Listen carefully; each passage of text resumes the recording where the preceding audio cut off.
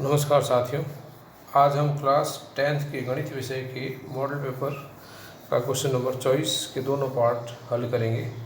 तो चलिए आज की क्लास शुरू करते हैं। पहला जो क्वेश्चन है, 3 सेंटीमीटर त्रिज्या लेकर वृत्त बनाइए जिसके केंद्र से 5 सेंटीमीटर दूर स्थित बिंदु P से वृत्त की 2 स्पर्शिकाएँ खींचिए। तो देखिए, सबसे पहले 3 सेंटीमीटर त्रिज्या का एक वृत्त बनाते हैं। तो देखिए ये प्रकार है, और 3 सेंटीमीटर यहाँ से, ये देखो ये 3 आया, तो यहाँ से मैंने ये 3 सेंटीमीटर का एक सर्कल बना दिया।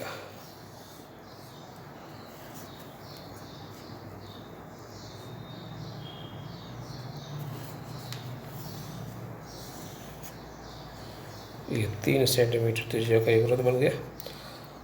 केंद्र से 5 सेंटीमीटर की दूरी पर, तो केंद्र से 5 सेंटीमीटर की दूरी पर, तो ये इसका केंद्र, और यहाँ से 5 सेंटीमीटर की दूरी पर एक बिंदु लेना है। उस बिंदु को लेते हैं ये, यहाँ से यहाँ तक इसको ज्वाइन कर लिया। अब हमें इस बिंदु से स्पर्शिकाएँ खींचनी है। तो क्या करेंगे, सबसे पहले इसका समद्विभाजन करेंगे। तो आधे से ज़्यादा इसको खोलेंगे, तो ये इतना ऊपर और नीचे, ऐसा कैसा, यहाँ से भी ऐसा करेंगे और ये आ जाएगा नीचे। अब दोनों जहाँ चाप कटे हैं उसको हम ज्वाइन कर लेंगे।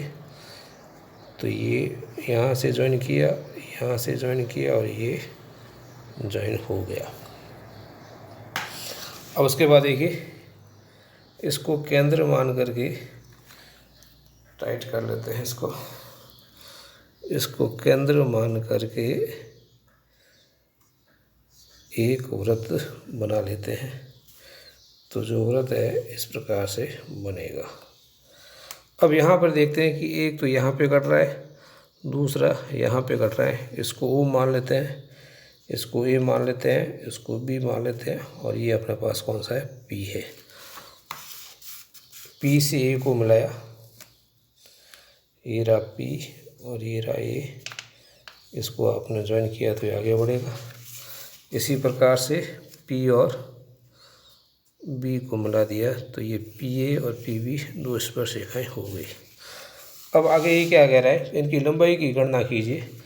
तो देखिए, लंबाई की गणना करते हैं। तो लंबाई की गणना करने के लिए यहाँ से यहाँ तक इसको मिला देते हैं, ये मिल गया। अब इसको इसके से नाप करके देखते हैं तो कितना आ रहा है। इसके से नाप करके देखा तो 4 सेंटीमीटर आ रहा है, और अगर वैसे थ्योरी से देखें तो कितना आना चाहिए, देखते हैं।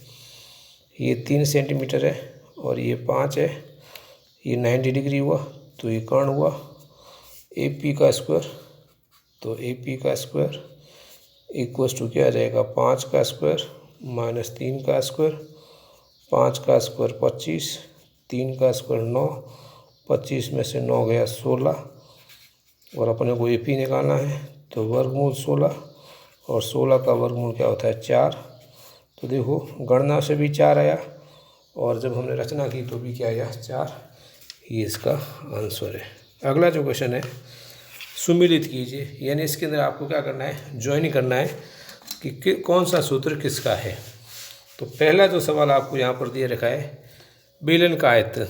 तो बेलन का आयतन क्या होता है, पाई r स्क्वायर h। तो यहाँ मैंने I लिख दिया, और आप चाहें तो इसको ज्वाइन भी कर सकते हैं। ये बेलन का आयतन, और यहाँ से यहाँ तक इसको ज्वाइन कर दिया। अगला जो है, वृत्त की परिधि, और वृत्त की परिधि का सूत्र क्या है, 2 पाई r होता है। तो 2 पाई r E दिया हुआ है, तो यहाँ लिख दिया मैंने E, और यहाँ क्या करेंगे अपन, इसको ऐसे ज्वाइन कर लेंगे।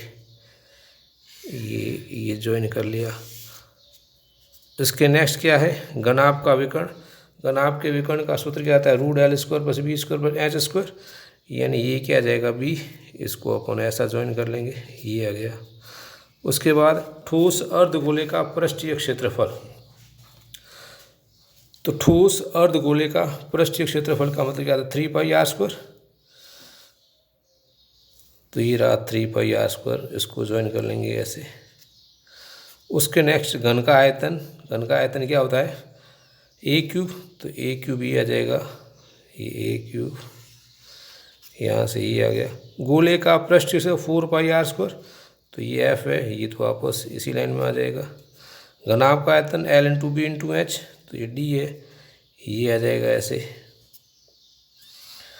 दो सकेंद्रीय वृत्तों का क्षेत्रफल ये होता है।